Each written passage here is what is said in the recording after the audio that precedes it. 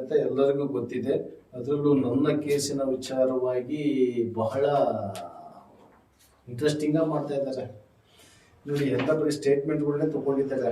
Main ನಾನು ಕೇಳ್ತಿರ್ತಕ್ಕಂಥದ್ದು, ನಾನು ಅಲ್ಲಿ ಹೋಗಿರ್ತಕ್ಕಂಥದ್ದು, ನಾನು ಮಾತಾಡಿರ್ತಕ್ಕಂಥದ್ದು, ನಾನು ಅಲ್ಲಿ ತಿಳಿಸಿರ್ತಕ್ಕಂಥದ್ದು ಏನಿದ್ರು ನನಗೆ ಕಾನೂನು ಸುವ್ಯವಸ್ಥೆ ಅಡಿಯಲ್ಲಿ ನನಗೆ ಸಿಗುತ್ತೆ. ಇಲ್ಲಿ ಕಾರ್ಪೊರೇಷನ್ ನಿಂದ ಒಂದು ಮಾಜರಾಗಿದೆ. ಸಿಟಿ ಕಾರ್ಪೊರೇಷನ್ ಸಬ್ ಇನ್ಸ್ಪೆಕ್ಟರ್ ಅವರಿಗೆ ಕೊಟ್ಟಿದ್ದಾರೆ.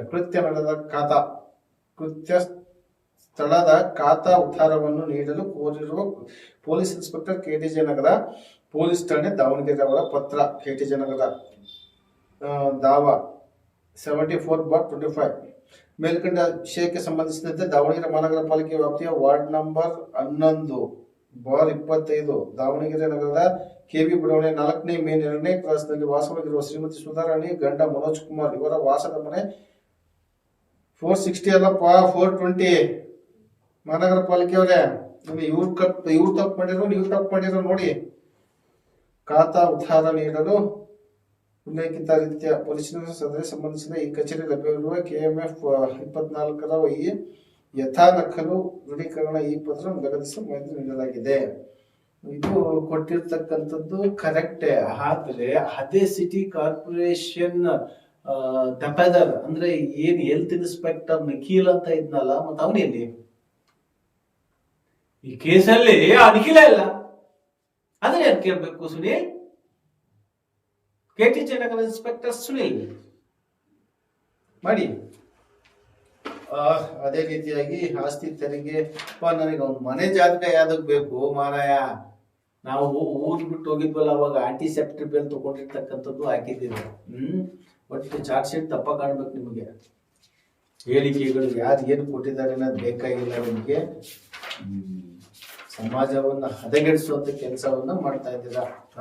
ನೋಡೋದಿಲ್ರಿ, ನನ್ನ ಹೇಳಿಕೆ ಏನ್ ಕೊಟ್ಟಿದ್ದಾರೆ ಅಂತ ನೋಡ್ತಾ ಇದ್ದೀನಿ ನಾನು. ಆರೋಪಿ ಸ್ವ ಇಚ್ಛೆ ಹೇಳಿಕೆಗಳು ಸಿಕ್ಕಾಪಟ್ಟೆ ಕೊಡ್ಬೋದು. ನಾನು ಏನಂತ ಹೇಳಿಕೆ ಕೊಟ್ಟಿದ್ದೀನಿ ಅಂತಲ್ಲ ಅವ್ರು ಕೊಡ್ಬೇಕಲ್ಲ, ಅದನ್ನ ಏನಂತ ಕೊಟ್ಟಿದ್ದಾರೆ ಅನ್ನೋದ್ರ ಬಗ್ಗೆ ಸಂಪೂರ್ಣ ದಾಖಲೆ ಸಮೇತ ನಿಮಗೆ ಕೊಡ್ತೀನಿ. ನೋಡ್ರಿ, 420A1 ಇವನಿಗೆ ಏನ್ ಕೊಟ್ರು ಕಂಪನಿ ಅವನಿಗೆ. ನಾಗರಾಜ 60 ಅಡಿ ರೋಡು, ನಯನ ಗಾರ್ಮೆಂಟ್ಸ್ 420. TS ಕರಿಯಪ್ಪ ಅಂದ್ರೆ ನನ್ನ ಹೇಳಿಕೆ ಏನ್ ಕೊಟ್ಟಿದ್ದಾರೆ, ಯಾಕಂದ್ರೆ ನನ್ನ ಹತ್ರ ಹೇಳಿಕೆನ ತಗೊಂಡಿಲ್ಲ ಅವರು. ಹೇಳಿಕೆ ತಗೊಂಡಿದ್ದಾರೆ, ಈ ಹೇಳಿಕೆ ತಗೊಂಡಿದ್ದಾರೆ. ನೋಡೋಣ. TS ಕರಿಯಪ್ಪ 44 ವರ್ಷ, ನಾಯಕ ಜನಾಂಗ, DVG ವಾಯ್ಸ್ ನ್ಯೂಸ್ ಮೀಡಿಯಾ ಸಂಪಾದಕರು, NK ಬಡಾವಣೆಯಲ್ಲಿ ವಾಸ, ಮಾರಮ್ಮ ದೇವಸ್ಥಾನ ಹಿಂಭಾಗ, ನಾಗನೂರು. Mobile number 22/5/2025. ನಾನು ಈ ಮೇಲ್ಕಂಡ ವಿಳಾಸದಲ್ಲಿ ವಾಸವಾಗಿದ್ದು DVG ವಾಯ್ಸ್ ನ್ಯೂಸ್ ಮೀಡಿಯಾ ಸಂಪಾದಕನಾಗಿ ಕೆಲಸ ಮಾಡಿಕೊಂಡು ಜೀವನ ಮಾಡಿಕೊಂಡಿರುತ್ತೇನೆ. ನಾನು ಬಗ್ಗೆ ಹೀಗೆ ಸುಮಾರು 2 ವರ್ಷಗಳಿಂದ DVG ವಾಯ್ಸ್ ನ್ಯೂಸ್ ಮೀಡಿಯಾ ಸಂಪಾದಕನಾಗಿರುತ್ತೇನೆ. ನಮ್ಮ ತಂದೆ ತಾಯಿ, ನಾವು 4 ಜನ ಗಂಡು ಮಕ್ಕಳು, 4 ಜನ ಹೆಣ್ಣು ಮಕ್ಕಳು. ನನಗೆ ಮದುವೆ ಆಗಿದ್ದು, ನನ್ನ ಹೆಂಡತಿ ಹೆಸರು ಉಷಾದೇವಿ. ನನಗೆ 2 ಮಕ್ಕಳಿದ್ದು, ಮಣಿಕಂಠ 18 ವರ್ಷ, ಸಿಂಚನ 12 ವರ್ಷ ಇರ್ತಾರೆ. ನಾನು ಪತ್ರಿಕೆ ಸಂಪಾದಕನಾಗಿರುವುದರಿಂದ ಸಮಾಜದಲ್ಲಿ ನಡೆಯುವ ಕೆಲವೊಂದು ಅಕ್ರಮ ಚಟುವಟಿಕೆಗಳ ಮಾಹಿತಿಯನ್ನು ಸಂಗ್ರಹಿಸಿ ಸಲುವಾಗಿ ನನ್ನ ಪತ್ರಿಕೆಯಲ್ಲಿ ಕೆಲಸ ಮಾಡಲು ದಾವಣಗೆರೆ 60 ಅಡಿ ರಸ್ತೆಯ ಮೌನೇಶ್ವರ ಬಡಾವಣೆಯ ನೋಡಿ 420 ನನ್ನ ಮಗನಲ್ಲಿ ಸೇರಿಸಿದ್ದಾರೆ ರಿಪೋರ್ಟರ್ ಅಂತ. ಏನೋ ಒಂದು ಇಷ್ಟ ಇಟ್ಟಿರ್ತಾರೆ. ಆದ್ರೂ ಸುನೀಲ್ ಇಷ್ಟು ಸೈಲೆಂಟ್ ಆಗಿದ್ದಾರೆ ಅಂತಂದ್ರೆ ಭಾರಿ ತಲೆ ಬೆಳೆಸನಿಂದ. ಕಾರ್ಡ್ ಏನ್ ಮಾಡಿಸ್ಬಿಟ್ಟೆ ನೋಡು. ಇತರೆ ಕೆಲಸಗಳು ಮಾಡಲು ಇಟ್ಟಿರ್ಕೊಂಡಿರುತ್ತಾರೆ. ಏನ್ ಇತರೆ ಕೆಲಸ ಮಾಡ್ತೀನಪ್ಪ? ಎಷ್ಟು ಕೆಲಸಗಳು ಮಾಡಿರ್ತಕ್ಕಂಥದ್ದು ಸಿಗಿಬಿದ್ದಿದ್ದೀನಿ ನಾನು. ಎಷ್ಟು ಸ್ಟೇಷನ್ ನನ್ನ ಕೇಸ್ಗಳಿದಾವೆ, ಎಲ್ಲೆಲ್ಲಿ FIR ಗಳು ನಡ್ಸ್ಕೊಂಡಿದ್ದೀನಿ, ಎಲ್ಲೆಲ್ಲಿ ದರೋಡೆಗಳು ಮಾಡಿದ್ದೀನಿ. ಬಿಳಿಚೋಡು ಗ್ರಾಮದ ವಾಸಿಯಾದ ಅಜಯ್ ಕುಮಾರ್ ಎಂಬುವರನ್ನು ವಿಡಿಯೋಗ್ರಾಫರ್ ಮತ್ತು ಫೋಟೋಗ್ರಾಫರ್ ಮತ್ತು ಇತರೆ ನನ್ನ ಜೊತೆಯಲ್ಲಿ ಕೆಲಸ ಮಾಡಲು ಇಟ್ಟುಕೊಂಡಿರುತ್ತೇನೆ. ಇತರೆ ಏನ್ ಕೆಲಸನ ಮಾಡ್ತಲ್ಲ ಕಣಪ್ಪ, ಅವನು ವಿಡಿಯೋಗ್ರಾಫರ್ ಅಲ್ಲಪ್ಪ, ಅವನೇ ರಿಪೋರ್ಟ್ರು. ದಾವಣಗೆರೆ ಜಿಲ್ಲಾ ವರದಿಗಾರರು ಅವರೊಬ್ಬರೇ ಇರೋದು, ಸಹ ಸಂಪಾದಕರು ಇನ್ನೊಬ್ರಿದ್ದಾರೆ.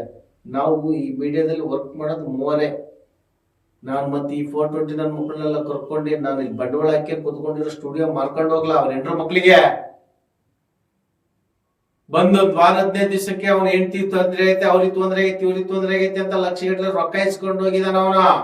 ಮತ್ತೆ ಈ ಕೇಸಲ್ಲಿ ಸಿಗಿ ಏನೇನ್ ಬೇಕಲ್ಲ ಪ್ರೀ ಪ್ಲಾನ್ ಮಾಡಿ ನಿಮಗೆ ಕೊಟ್ಟಿದ್ದಾನೆ. ಇಂಥವ್ರು ನಾನು ರಿಪೋರ್ಟ್ರೇ ತಗೋಬೇಕ? ಏನ್ ಮಾತಾಡ್ತಿ ಮಾರಾಯ ನೀನು? ಹೇಳಿಕೆಗಳನ್ನಾದ್ರೂ ಕೊಟ್ಟಿರ್ತಕ್ಕಂಥದ್ದು ಬೇಡವ ನಿಮಗೆ? ಅವ್ನು ಯಾವ ನನಗೆ ಸಂಬಂಧನೇ ಇಲ್ಲ ಅಂತ ನಾನು ನಿಮ್ಗೆ ಹೇಳಿದ್ದು. Useless fellow. ಹೀಗಿರುವಾಗ ನನಗೆ ದಾವಣಗೆರೆ ನಗರದ ಕೆಬಿ ಬಡಾವಣೆಯ ಮನೋಜ್ ಕುಮಾರ್ ಎಂಬುವರು ಯಾವುದೇ ಪರವಾನಗಿ ಇಲ್ಲದೆ ಸರ್ಕಾರದಿಂದ ನಿಷೇಧಿಸಿದ ಪರವಾನಗಿ ಅವನು ಕೊಡಲೇ ಇಲ್ಲ ಪ್ಲಾಸ್ಟಿಕ್ ಮಾರಕ್ಕೆ. ಇವರೇ ಪರವಾನಗಿ ಬೇರೆ ಕೊಡ್ಬೇಕಂತೆ. ಮಾರ್ಲಿಕ್ಕೆ ಯಾವ ಕೊಡ್ತಾನೆ ನೀವು ಪರವಾನಗಿ? ಪ್ಲಾಸ್ಟಿಕ್ ಕವರ್ಗಳನ್ನು ಸಂಗ್ರಹಿಸಿಕೊಂಡು ಮಾರಾಟ ಮಾಡುತ್ತಿದ್ದರಿಂದ ಮಾಹಿತಿ ಬಂದರಿಂದ ದಿನಾಂಕ 31/1/2025 ಬೆಳಗ್ಗೆ ನಾನು ಮತ್ತು ಅಜಯ್ ಕುಮಾರ್ ನಾಗರಾಜ್ ರವರು ಇದನ್ನ ತೋರ್ಸು ಅವ್ರ ಮತ್ತೆ ಹೋಗಿದ್ದೀವಿ ಅಂತ. ಬೆಳಗ್ಗೆ ನಾನು ಮತ್ತು ಅಜಯ್ ಕುಮಾರ್ ನಾಗರಾಜ್ ರವರನ್ನು ಅವಳು 3 ಸೇರಿಕೊಂಡು ಮೊದಲೇ ಪ್ಲಾಸ್ಟಿಕ್ ಕವರ್ ಮಾರಾಟ ಮಾಡುವ ಮನೋಜ್ ಕುಮಾರ್ ಅವರಿಗೆ ಬೆದರಿಸಿ ಹಣವನ್ನು ಪಡೆದುಕೊಂಡು ಇದನ್ನ ಯಾವ ಹೇಳ್ಕೊಟ್ಟು ನಾನು ನಿನಗ ಬುದ್ಧಿವಂತ ಲಾಯರ್ ಇರ್ಬೇಕು ನಿನಗೆ ಹೇಳ್ಕೊಟ್ಟಿರೋ ಮಾಡಿಕೊಂಡು ಅಜಯ್ ಕುಮಾರ್ ಇಬ್ಬರು ಮೀಡಿಯಾದವರು ಅಂತ ಹೇಳಿಕೊಂಡು ಸೇರಿಕೊಂಡು ಕೆಬಿ ಬಡಾವಣೆ ಮನೋಜ್ ಕುಮಾರ್ ಮತ್ತು ಸುಧಾರಾಣಿ ಮನೆಗೆ ಹೋಗಿ ಮನೋಜ್ ಕುಮಾರ್ ಮತ್ತು ಸುಧಾರಾಣಿ ಅವರಿಗೆ ನೀವು ಪ್ಲಾಸ್ಟಿಕ್ ಕವರ್ ಮಾರಾಟ ಮಾಡಲು ಪರವಾನಗಿ ಇದೆಯೇ ಅಂತ ಕೇಳಿದ್ದೆ. ಅದಕ್ಕೆ ಪರವಾನಗಿ ಇದೆ ಅಂತ ಹೇಳಿದ್ರು.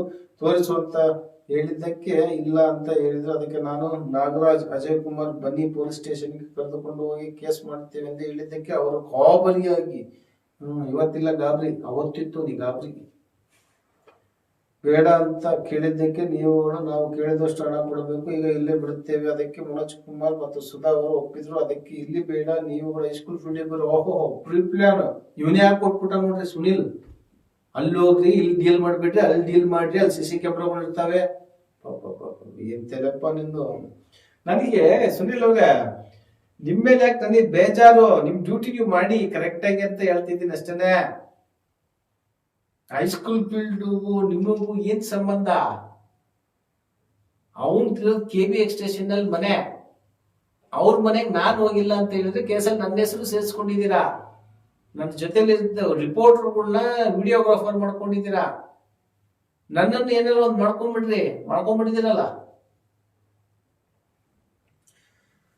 ಸುಧಾ ಅವರು ಒಪ್ಪಿಕೊಂಡಿದ್ದಕ್ಕೆ ಇಲ್ಲಿ ಬೇಡ ಹೈಸ್ಕೂಲ್ ಫೀಲ್ಡ್ ಸುಧಾ ಕರೆದ್ರಂತೆ.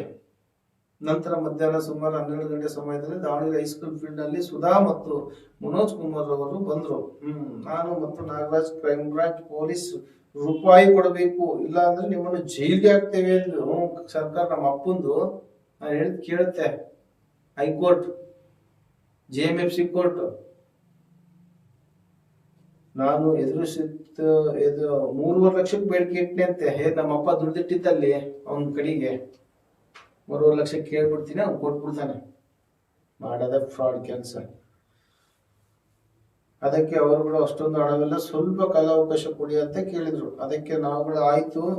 ಹೆಂಡತಿ ಸುಧಾರವರು ಒಪ್ಪಿಕೊಂಡು ಮನೆಗೆ 1 ಲಕ್ಷ ನಾವು ನಗದಕ್ಕೂ ತೆಗೆದುಕೊಂಡು ಬಂದು ಕೊಟ್ರು. ಹೆಂಗ್ ಕೊಟ್ರು ಕೇಳ್ರಪ್ಪ. ಅದ್ರಲ್ಲಿ ನಾನು ನಾಗರಾಜನ್ಗೆ ಮನೋಜ್ ಕುಮಾರ್ ಸುಧಾರಣಿಗೆ ಕೊಟ್ಟ ಹಣವನ್ನು ತೋರಿಸಿದೆ. 8,000 ರೂಪಾಯಿ ಕೊಟ್ಟಿರ್ತೇನೆ. ಯಾರಿಗಪ್ಪ 8,000 ಕೊಟ್ಟಿದ್ದೀನಿ? ಸುಧಾರ ಕೊಟ್ಟ ಹಣವನ್ನು ತೋರಿಸದೆ 8,000 ಹಣವನ್ನು. ಓಹೋ ಅಜಯ್ ಕುಮಾರ್ 5,000. ಅಜಯ್ ಕುಮಾರೇ ಇಲ್ಲ, ಅವನಿಗೆ ಕೊಟ್ಟೆ, ಇವನ್ ಹೆಂಗೆ 8,000 ಇಸ್ಕೊಂಡ? ಅದೆಲ್ಲ ದಾಖಲೆ ಬೇಕಲ್ಲಪ್ಪ ಸುನಿಲ್ ಅವರೇ. ನನಗೆ 1 ಲಕ್ಷ ರೂಪಾಯಿ ಕೊಟ್ಟಿರುವ ಬಗ್ಗೆ ನಾಗರಾಜ್ ಮತ್ತು ಅಜಯ್ ಕುಮಾರ್ ಅವರಿಗೆ ಗೊತ್ತಿರುತ್ತದೆ. ಆದರೆ ಅವರಿಗೆ ತೋರಿಸಿರುವುದಿಲ್ಲ. ನನಗೆ 1 ವಾರ ಬಿಟ್ಟು ಮನೋಜ್ ಕುಮಾರ್ ಮತ್ತು ಸುಧಾ ಅವರು ಮನೆಯ ಹತ್ತಿರ ಹೋಗಿ ನೀವು ಇನ್ನು ಪ್ಲಾಸ್ಟಿಕ್ ಮಾರಾಟ ಮಾಡುತ್ತಿದ್ದೀರಿ ಅಂತ ಹೇಳಿ ಎದುರಿಸಿ, ಅದರಿಂದ ನನಗೆ ಮನೆ ಹತ್ತಿರ ಹೋಗಿ ನೀವು ಒಂದು ಪ್ಲಾಸ್ಟಿಕ್ 50,000 ರೂಪಾಯಿಗಳು ಬೇಕು ಅಂತ ಹೇಳಿ ಎದುರಿಸಿ ಹಣವನ್ನು ಪಡೆದುಕೊಂಡಿರುತ್ತಾನೆ. ಅಂದ್ರೆ ಅಲ್ಲಿ 1 ಲಕ್ಷ, ಇದು 50,000, 1.5 ಲಕ್ಷ. ನಂತರ ನಾನು ನಾಗರಾಜನಿಗೆ 3 ಸಾರಿ ನಾನು ಕ್ರೈಮ್ ಬ್ರಾಂಚ್ ಪೊಲೀಸ್ ಅಂತ ಹೇಳಿ 5,000 3 ಟೈಮ್ ಇಸ್ಕೊಂಡಿದ್ದಾನೆ. ಅಂದ್ರೆ ಅಲ್ಲಿ 15,000, 1,65,000 ರೂಪಾಯಿಗಳನ್ನು ತೆಗೆದುಕೊಂಡು ಬಂದಿರ್ತಾನೆ.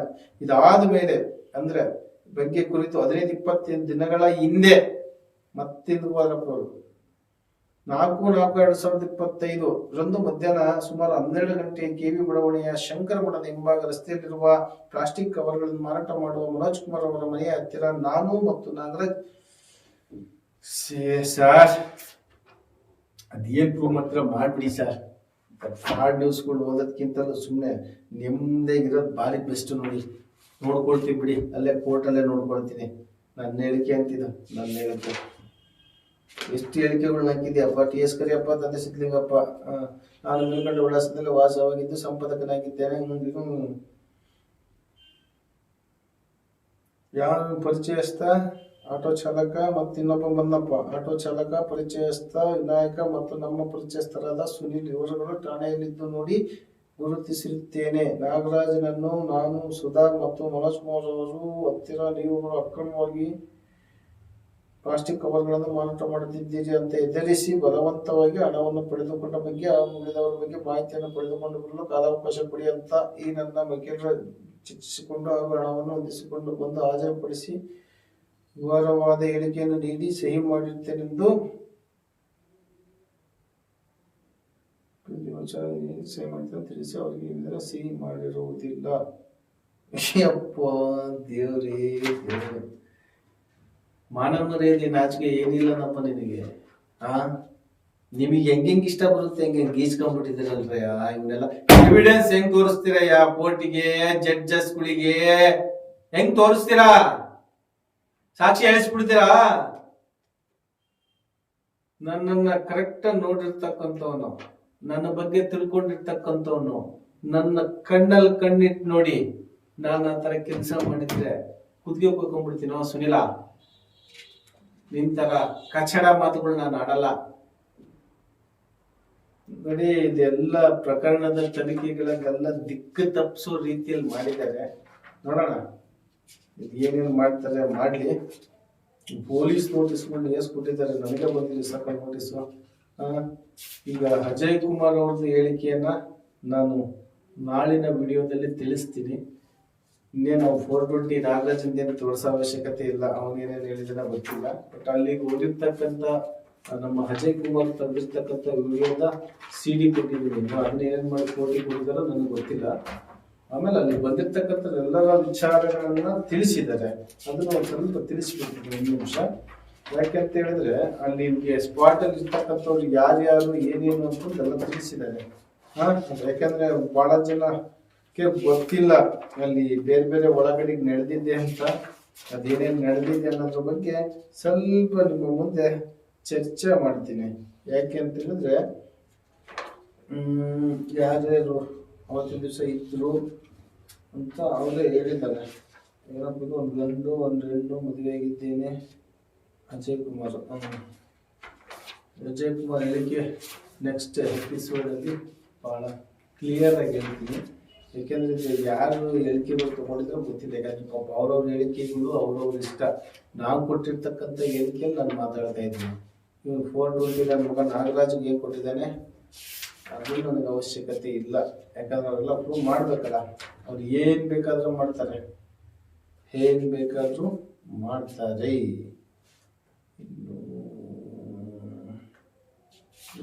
ಹೆಸರು ಗೊತ್ತಿಲ್ಲ ನನಗೆ. ಎದುರಿಸಿ ಇಸ್ಕೊಂಡಿದ್ದೆ ಅಂತ ಹೇಳ್ತಾರೆ. ದುಡ್ಡು ವಸೂಲಿ ಮಾಡೋದು ಹೇಳಿದ್ರೆ ಇನ್ಸ್ಪೆಕ್ಟರ್ಗಳು ಹೆಂಗ್ ವಸೂಲಿ ಮಾಡ್ತಾರೆ ಅಂತಂದು ಹೇಳ್ತೀನಿ ನಾನು. ಯಾರ ಕಡೆಯಿಂದ ಯಾರ ಮೊಬೈಲಲ್ಲಿ ಹೆಂಗ್ ಮಾತಾಡಬೇಕು ಅಂತ ಕಲ್ತ್ಕೊಂಡಿದ್ದಾರೆ. ಇನ್ಸ್ಪೆಕ್ಟರ್ ಸೀಜ್ ಮಾಡ್ಬೇಕಂದ್ರೆ ಮೊದಲು SP ಕಾನ್ಸ್ಟೇಬಲ್ ಹಾಕಿ. SP ಕಾನ್ಸ್ಟೇಬಲ್ ಅವ್ರು ಸಿಕ್ಕರೆ ಎಲ್ಲರೂ ಸಿಕ್ತಂಗೆ. ಮೊದಲು ಅವರೆಲ್ಲ ಸೀನಿಯರ್ಗಳನ್ನ ತೆಗಿಸ್ಬೇಕು, ಅವಾಗ ಗೊತ್ತಾಗುತ್ತೆ. ಇನ್ನು ಯಾರ್ಯಾರಿದ್ದಾರೆ ಇದರಲ್ಲಿ ಮೇನ್ ಬೇಕಾಗಿರ್ತಕ್ಕಂಥದ್ದು ನನಗೆ ದಾವಣಗೆರೆ ಮಹಾನಗರ ಪಾಲಿಕೆಯ 11ನೇ ವಾರ್ಡಿನ ಹೆಲ್ತ್ ಇನ್ಸ್ಪೆಕ್ಟರ್ ನಿಖಿಲ್ ಅವರು ಸ್ಥಳದಲ್ಲಿ ಬಂದಿದ್ರಂತೆ. ನನ್ನ ಹತ್ರ ಮೊಬೈಲ್ ನಲ್ಲಿ ಮಾತಾಡಿದ್ದಾರೆ. ಸೀಜ್ ಮಾಡ್ತೀನಿ ಅಂತಲೂ ಹೇಳಿದ್ದಾರೆ. ಕೇಸಲ್ಲಿ ಅವ್ರಿಲ್ಲ, ಬೇಲು ತಗೊಂಡಿಲ್ಲ. ಇವನು ಇನ್ನೂ ಬೇಲ್ ತಗೊಂಡಿಲ್ಲ. ಇವನು ಯಾವ ನೀವು A1 ಇನ್ನೂ ಬೇಲ್ ತಗೊಂಡಿಲ್ಲ. ನಾನ್ ತಗೊಂಡಿದ್ದೀನಿ, ಅಜಯ್ ಕುಮಾರ್ ತಗೊಂಡಿದೀವಿ.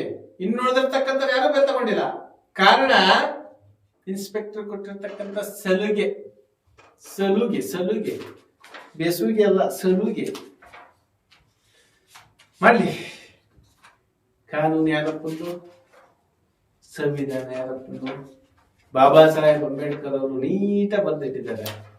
ಸ್ಪಷ್ಟ ಸ್ಪಷ್ಟ ಸ್ಪಷ್ಟ ಸ್ಪಷ್ಟವಾಗಿ ತಿಳಿಸ್ಬೇಕು, ಸ್ಪಷ್ಟವಾಗಿ ಮಾಡಬೇಕು. ಸ್ಪಷ್ಟ ಸೂತ್ರಗಳು ಇಷ್ಟ ಹಾಕಿದ್ದಾನೆ, ಆಯ್ತು, ತೊಂದರೆ ಇಲ್ಲ. ಈಗ ಏನು ಇವನು 5,000 ಇಸ್ಕೊಂಡಿದ್ದಾನೆ, ಅದು ನನಗೆ ಸಂಬಂಧ ಇಲ್ಲದ ವಿಚಾರ. ಏನು 1 ಲಕ್ಷ ರೂಪಾಯಿ ನನಗೆ ಕೊಟ್ಟಿದ್ದ, 8,000 ರೂಪಾಯಿ ಎಲ್ಲ ಸುಳ್ಳು ರೀ. ಇವ್ರು ಏನಿದಾರಲ್ಲ ಇವಷ್ಟು ಫೋನ್ ಟ್ವೆಂಟಿಗಳೇ. ಅವರು ನನ್ನ ಮೇಲೆ ಕೇಸ್ ಮಾಡಿರ್ತಕ್ಕಂಥವ್ರಿಗೆ ಹೇಳ್ತಾ ಇದ್ದೀನಿ ನಾನು. ಅದರಲ್ಲೂ ಈ ಸುನಿಲ್ ಅವರು ಯಾವ್ದಾದ್ರು ಒಂದು FIR ಮಾಡ್ರಿ ಅಂದ್ರೆ ಖಂಡಿತ ಮಾಡಲ್ಲ. ಒಳ್ಳೆ ಹೋರಾಟಗಾರರು ಸಿಕ್ಕಿದ್ದಾರೆ, ಇವ್ರ ಮೇಲೆ ಮಾಡ್ರಿ ಅಂದ್ರೆ ಇಮಿಡಿಯೇಟ್ ಮಾಡ್ಬಿಡ್ತಾರ.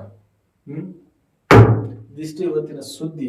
ಮುಂದಿನ ಸುದ್ದಿಯಲ್ಲಿ ಈ ಕೇಸಿಗೆ ಸಂಬಂಧಪಟ್ಟಿರ್ತಕ್ಕಂಥ ಎಲ್ಲ ದಾಖಲೆಗಳ ಮುಂದಿಟ್ಕೊಂಡು ಮತ್ತೆ ಮಾತಾಡ್ತೀನಿ. ಮುಂದಿನ ವಿಡಿಯೋ ಅಜಯ್ ಕುಮಾರ್ ಹೇಳಿಕೆಯ ವಿಚಾರ.